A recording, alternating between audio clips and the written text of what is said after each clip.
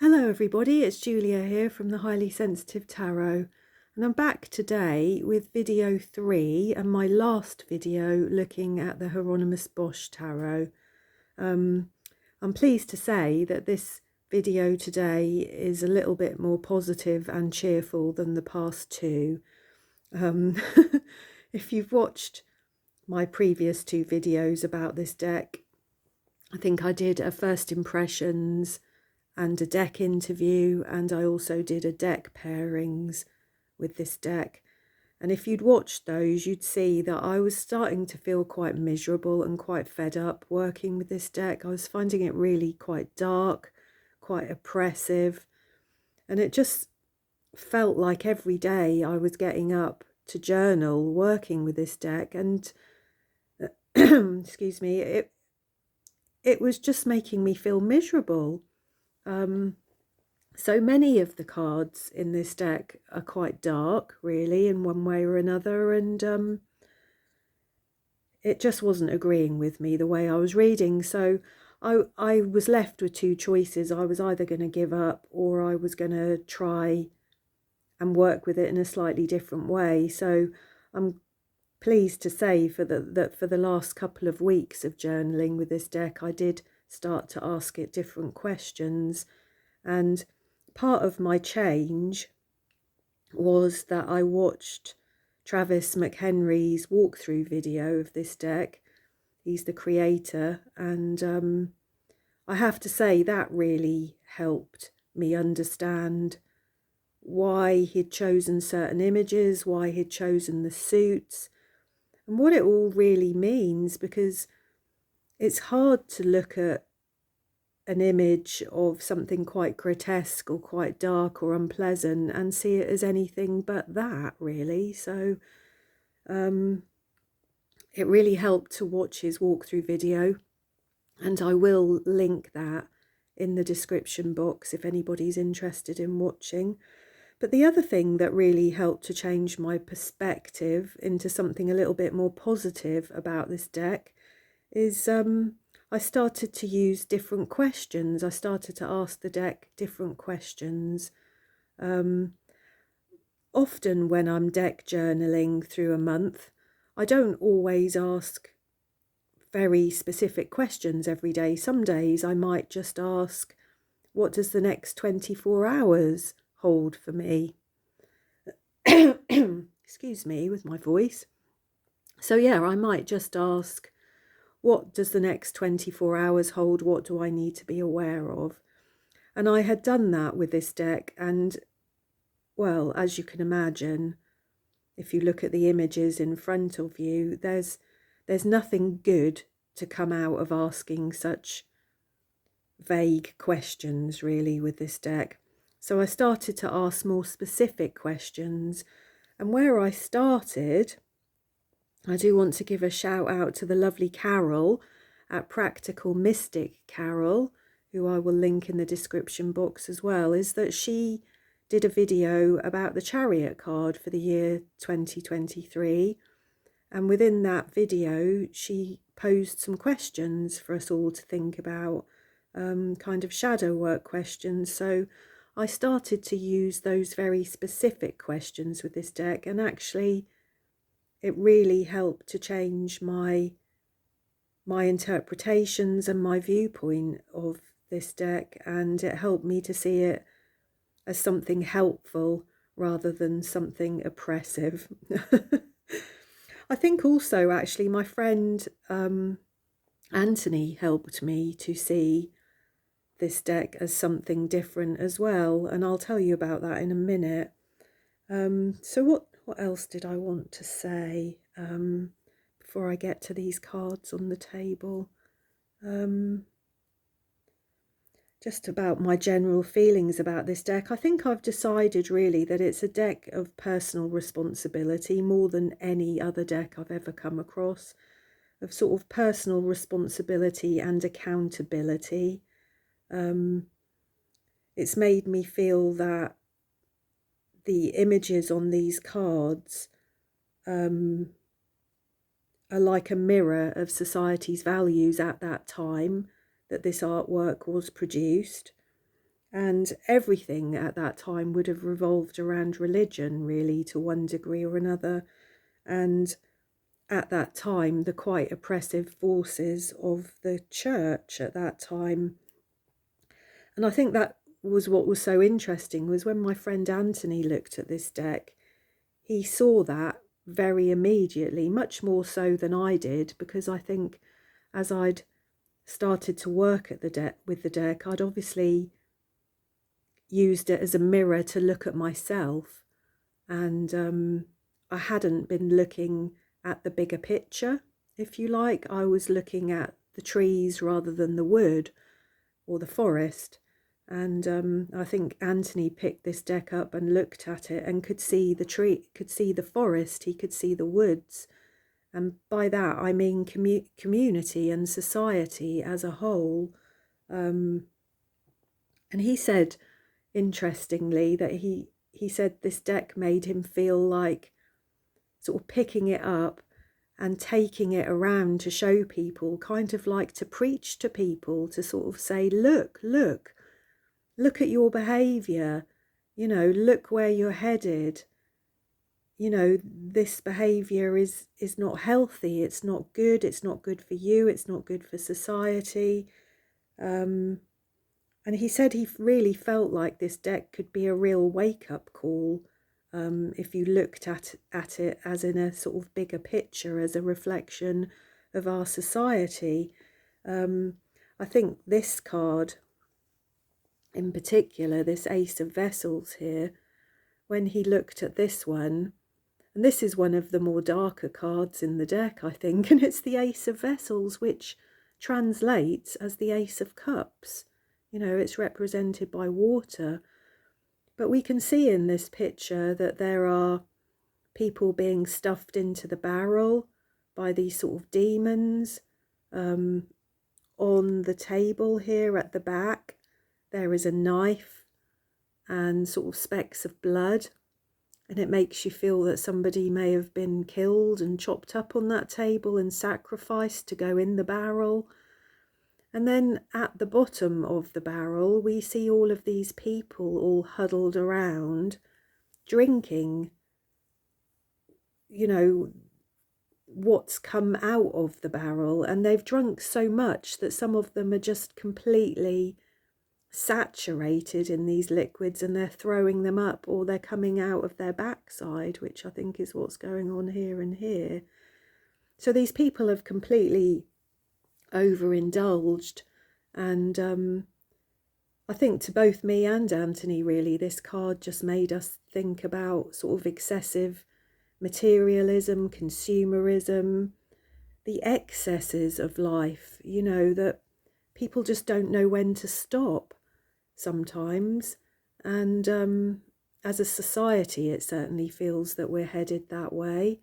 But this also, to me, just made me feel about life for many of us ordinary people. It's like at a very young age we could be shoved into this barrel, which you could call a system, you could call it school if you liked, and we're sort of forced into this place.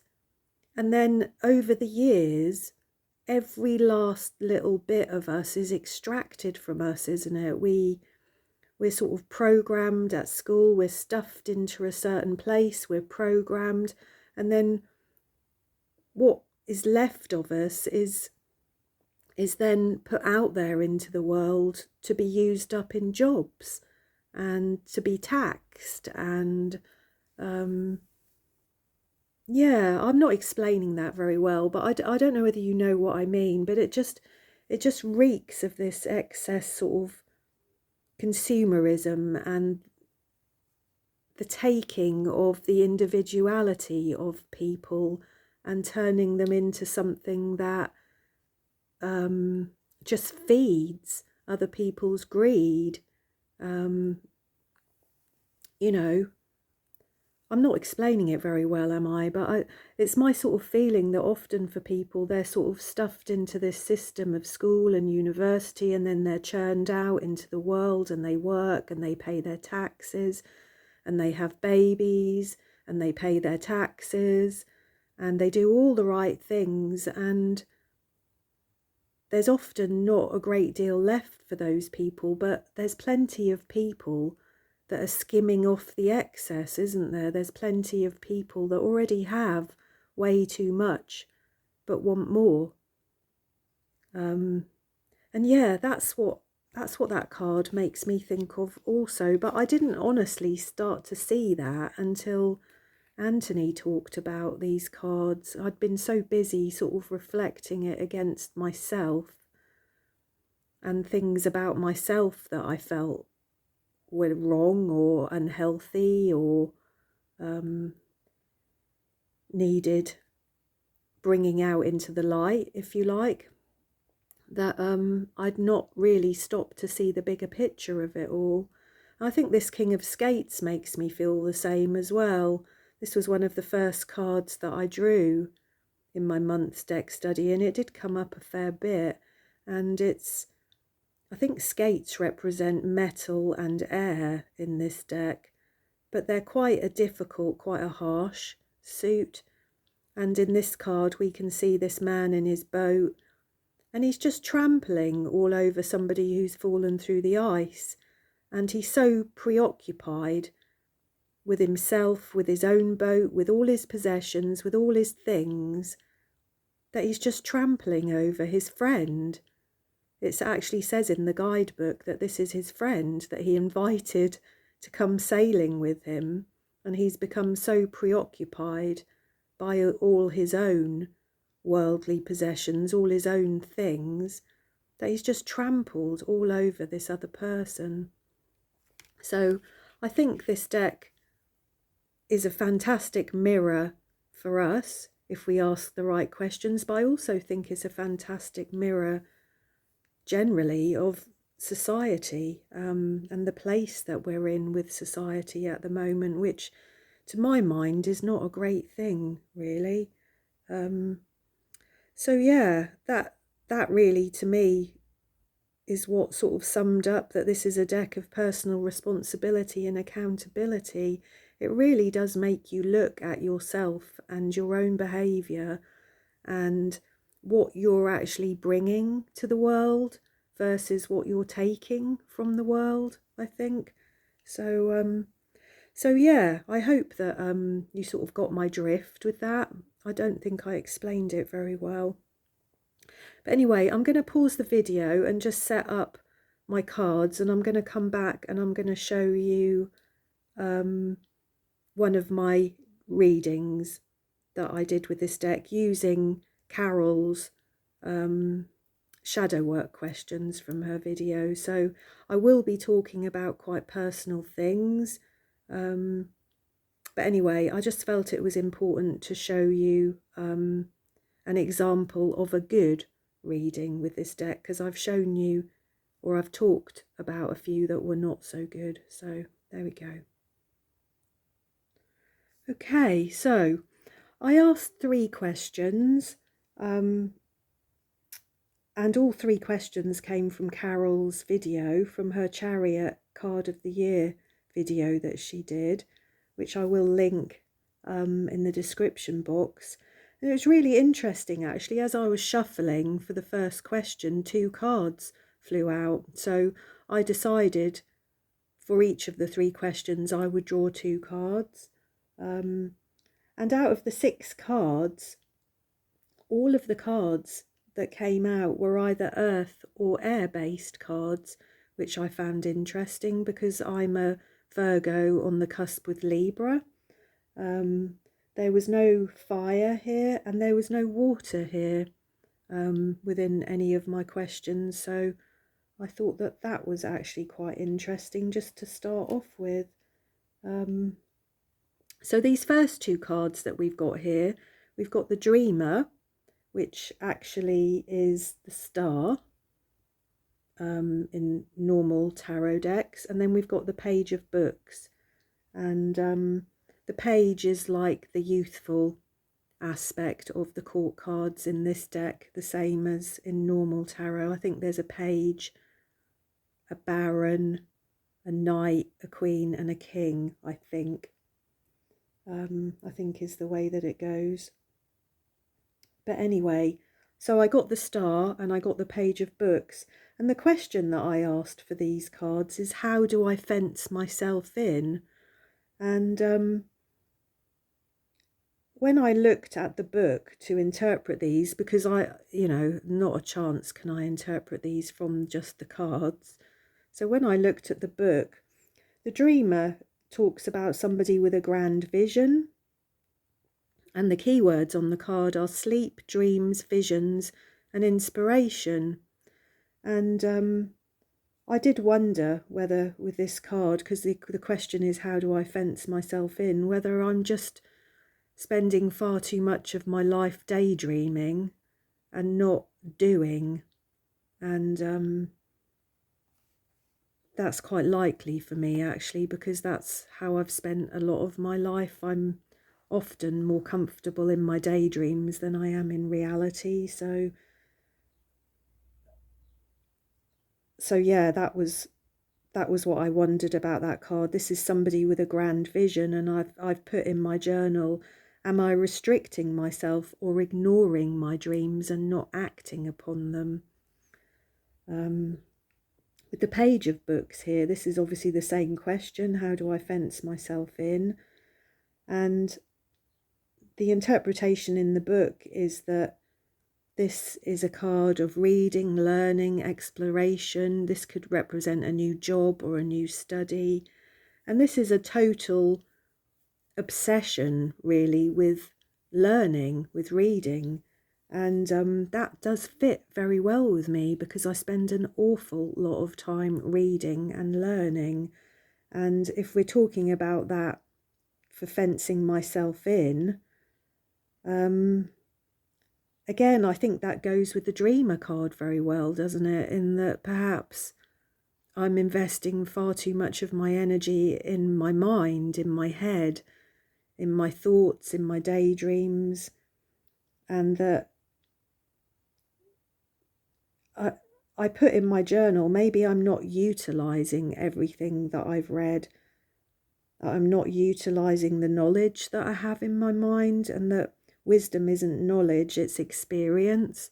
And I have to start doing more with my life, rather than living in my head. So that actually made a lot of sense to me, and that has given me quite a lot to think about, actually, in my journaling. So the next two cards that I drew are, the question is, where do I feel vulnerable in life? And these made me laugh. I mean, I just honestly could not have drew two cards that sum me up more than, or sum up my vulnerabilities and my fears about the world any more than these two cards. We've got the Lovers, which is the Lovers, and we've got Illumination, which in this deck is the Hermit. And as you've heard me say before, I am Virgo. I resonate strongly with the Hermit, and I could actually resonate really strongly with this card, to be honest, because I'll just hold it up for you. You can see that. The people inside this sort of box, or this sort of lantern, I think everything feels quite calm in there.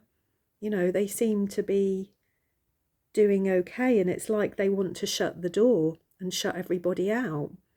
And everybody on the outside of this seems to be overcrowded. It looks noisy, it looks chaotic, and it looks like hell to me. I think somebody is trying to climb out of the lantern. Perhaps they've done enough hermiting and they're ready to get back out in the world again. But it looks to me like most of the people inside there are quite happy to be inside there. And that's certainly where I would be, given half a chance. I would not be outside the lantern with everybody else. So what I wrote in my journal was, the Hermit made me laugh. That's just so me. And I do feel vulnerable outside of my home. I do feel vulnerable outside of my comfort zone. My comfort zone has very definitely become my home. I probably spend, excuse me, 80 to 90% of my time at home actually, since I've given up work. And I think it's starting to sort of dawn on me that I may have got stuck in a little bit of a rut, really, with that. I do find the outside world quite chaotic and quite abrasive and quite difficult, and it's a never-ending challenge for me to be out in it. And I've been like that all my life to one degree or another. It's not anything new, but I think because I've given up work and my son's grown up and left home, I haven't got big motivations to push me out into the world anymore, so I'm spending an awful lot of time at home on my own, and yeah, I do feel very vulnerable at even the thought of being out in the world even more. So that card, it just fits so well. And then the Lovers, this also fits really well for me. This card is about trust and romance and love, intimate relationships, all things that I definitely feel very vulnerable about. My last significant relationship was about 3 years ago now, and I too feel very afraid actually of falling for somebody again, and of feeling vulnerable again within a relationship. So these two things together, the Hermit and the Lovers, they very definitely reflect my vulnerabilities and my state of mind about them.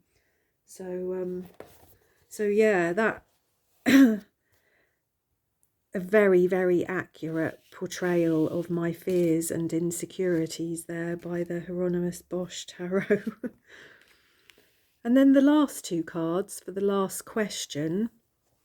And the last question is, what emotion is driving me currently?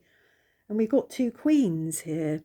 So these represent the sort of feminine mastery of the suit, the queens, as in normal tarot.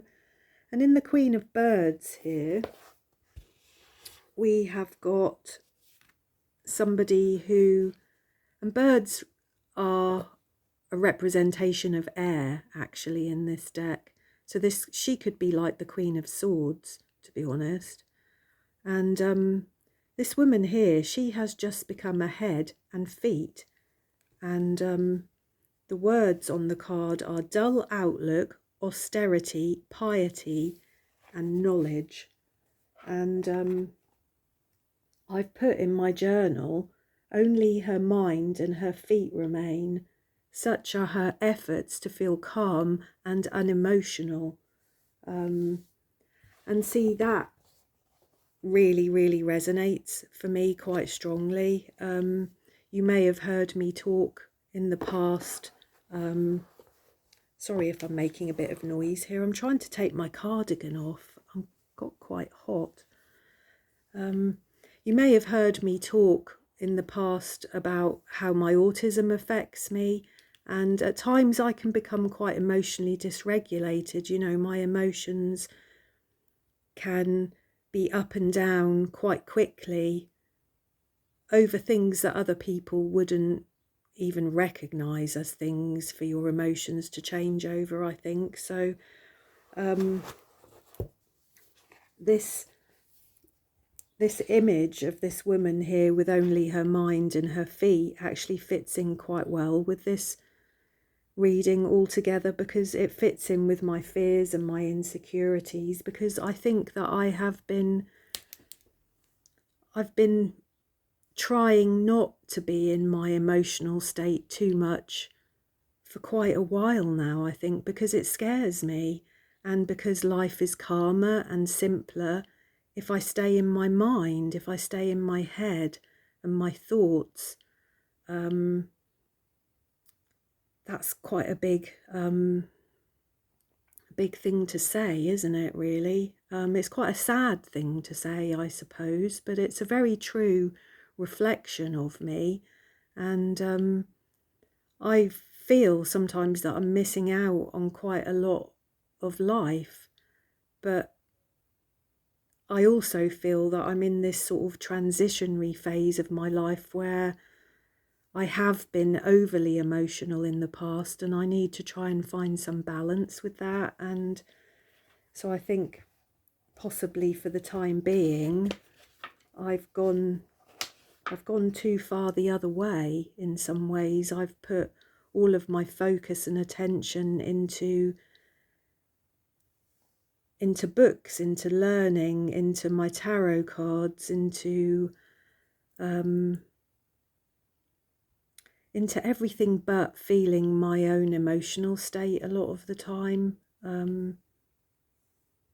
And I think if you've listened to many of my videos, you might think, really? She talks about her emotions quite a lot. I wouldn't have said that, but I think there needs to be an appreciation that I'm a Scorpio ascendant as well. So, you know, my emotions run very, very deep. And I think what I'm letting out and what I'm actually acknowledging and feeling at the moment is just the tip of the iceberg. So the other card we've got here is the Queen of Berries, and so this question was, what emotion is driving me? And the Queen of Berries is actually an earth sign card. This could be Virgo. This card represents fertility, divine feminine, motherhood. She's a bit like the Empress in many ways. So I was sort of trying to think about that really, and how that might represent me really at this time, or my emotions at this time. And I think part of that is some of my feelings of sadness really at getting older, in that I'm 55 this year. My son is going to be 26 this year. I'm menopausal. I'll put that out there. I'm menopausal. You know, I'm entering a different phase of my life, and I'm not fertile like the Queen of Berries anymore. You know, nobody's going to want to bring me strawberries anymore like her.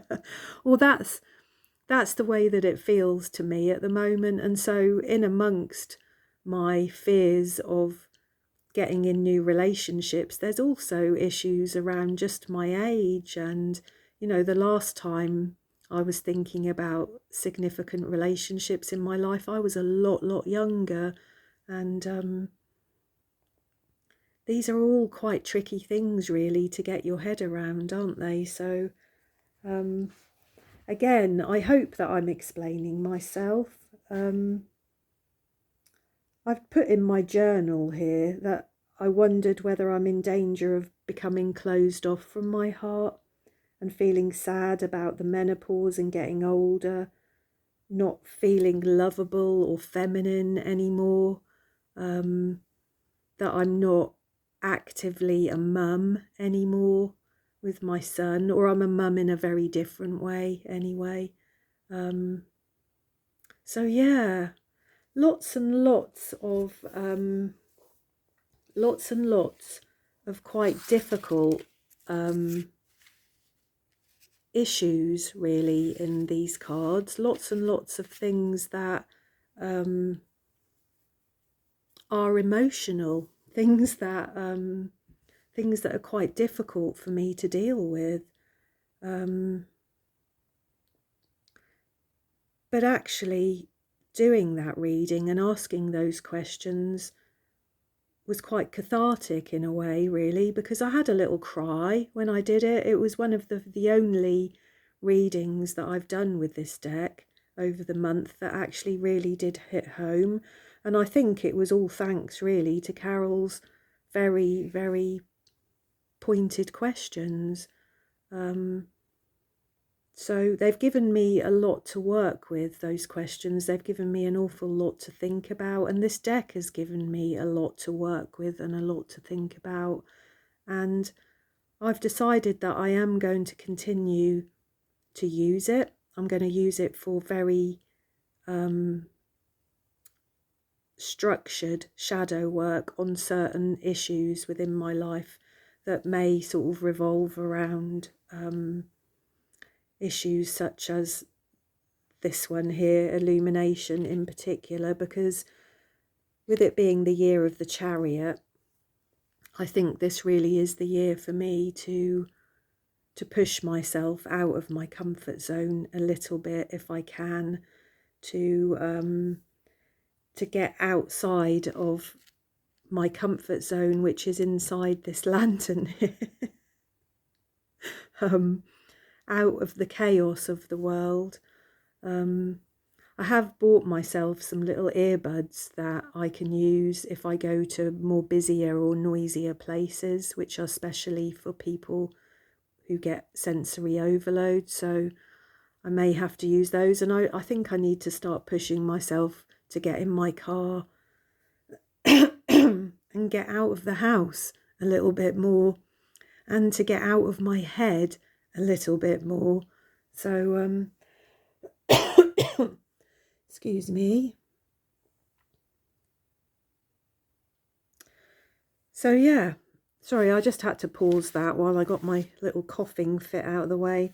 What was nice, actually, because they're all quite difficult cards, weren't they? But what was nice was that I asked the deck, sort of halfway through my deck journaling, I suppose, for a card that represented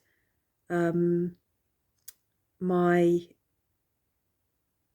wishes and dreams for the year, and what energy I would like to be sat in and how I would like to be for the year. And I drew the Page of Berries, and I was so pleased to draw this card. Actually, it's a gorgeous card. This is really all about friendship.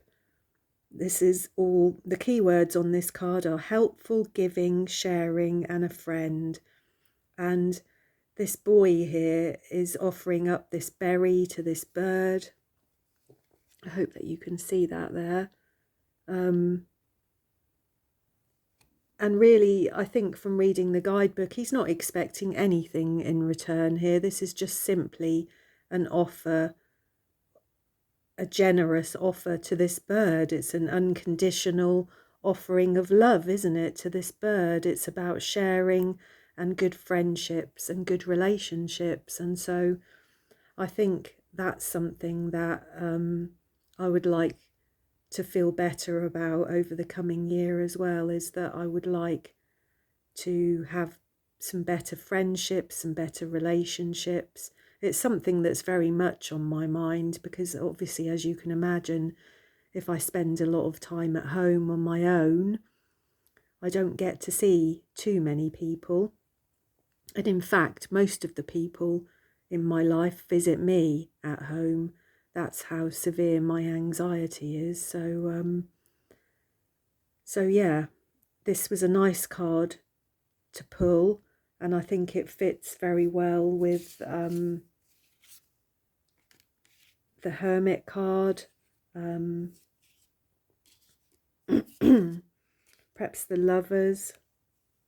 You know, they're three gorgeous cards really about having friends, having good relationships, about taking some enjoyment from the world, feeling a part of the world, feeling a part of things, feeling connected with people. Yeah, so they're all the very, very positive cards there, aren't they? And then we had these three cards, didn't we, where these are the ones that I need to be less in those energies, perhaps. A little bit less in my head, I think. Yeah. So there we go. I don't think I can really say anything more about this deck. As I said, I'm so pleased actually to have persevered with it, because if I hadn't changed the way I was working with it, I would have given up, I think, a couple of weeks ago, and this deck would have likely ended up in my rehoming pile. But I'm going to keep it, and I'm going to keep it for very specific shadow work, because I think it actually is brilliant for very specific work on yourself. I don't think this is a deck that I would get out to read for anybody else. Certainly not unless they asked me to anyway. But to read for myself in quiet moments of reflection when I need a direct and honest answer, I think this deck will be fantastic. So I will leave links in the description box to everybody I've talked about in this video, and I would be very keen to hear your thoughts about this deck or anything that I've said in this video. It'd be wonderful to connect and hear from any of you, and I shall see you again soon. Thank you.